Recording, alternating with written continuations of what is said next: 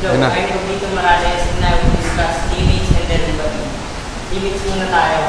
Limits x is to 3. Then, example, x squared plus 5x plus 10. Then, sabi nga, limits x is to 3.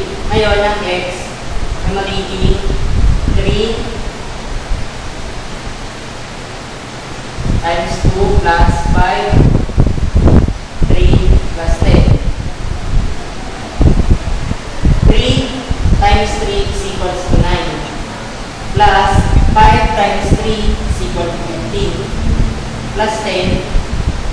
Then 9 plus 15 plus 10 is equals to 4. Yung sagot. Sa naman. Lang to, x times 3. Ay, meron tayo dito example na 6x squared cube plus 2x squared plus 5x plus 10. 6 times 3 is equal to 18x. Then, plus 2 times 2, 4x plus 5x. Then, 10 is equal to 0.